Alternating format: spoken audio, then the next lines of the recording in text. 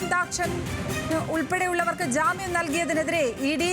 അരവിന്ദാക്ഷന്റെയും CK ജിൽസിന്റെയും ജാമ്യത്തിനെതിരെ appeal നൽകും. Supreme കോടതിയെ സമീപിക്കാനാണ് തീരുമാനം. വിവരങ്ങളുമായി കൊച്ചിയിൽ നിന്ന് സഹിൻ ആന്റണി ചേരുന്നു.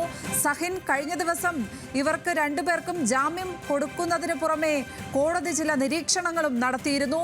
ഇവർ തെറ്റുകാരാണ് എന്ന് കരുതാൻ വയ്യ എന്നാണ് പറഞ്ഞിരിക്കുന്നത്. അതിനെതിരെയാണ് ഇപ്പോൾ ഇ.ഡി. സുപ്രീം കോടതിയിലേക്ക് സമീപിക്കാൻ പോകുന്നത്. ഇ.ഡിയുടെ വാദമുഖങ്ങൾ എന്തൊക്കെയാണ്?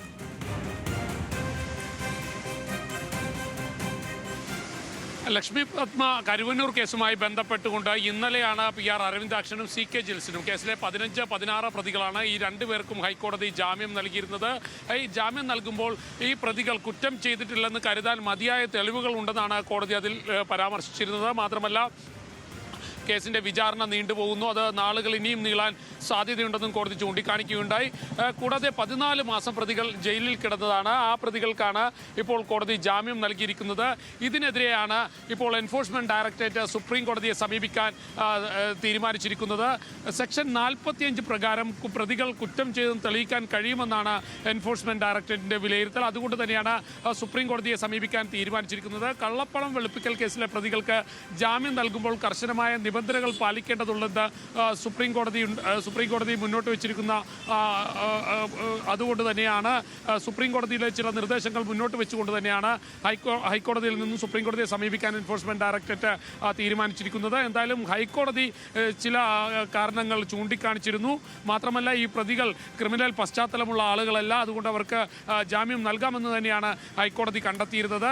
ഈ സാഹചര്യത്തിലാണ് എൻഫോഴ്സ്മെന്റ് ഡയറക്ടറേറ്റ് സുപ്രീം കോടതിയെ സമീപിക്കാൻ തീരുമാനിച്ചിരിക്കുന്നത്.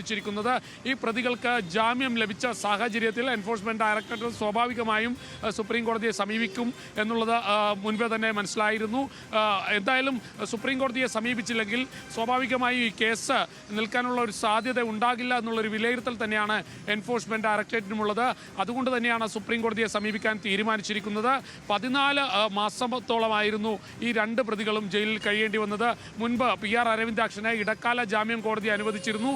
ഇതിനെതിരെ ഈ എൻഫോഴ്സ്മെന്റ് ഡയറക്ടറേറ്റ് ഹൈക്കോടതിയെ സമീപിച്ചു. അങ്ങനെയാണ് PR അരവിന്ദാക്ഷന്റെ ഇടക്കാല ജാമ്യം നിഷേധിച്ചുകൊണ്ട് അദ്ദേഹത്തിന് വീണ്ടും ജയിലിൽ കഴിയേണ്ടി വന്നത്. എന്തായാലും അദ്ദേഹത്തിന് ഇപ്പോൾ സ്ഥിരം ജാമ്യമാണ് ലഭിച്ചിരിക്കുന്നത്.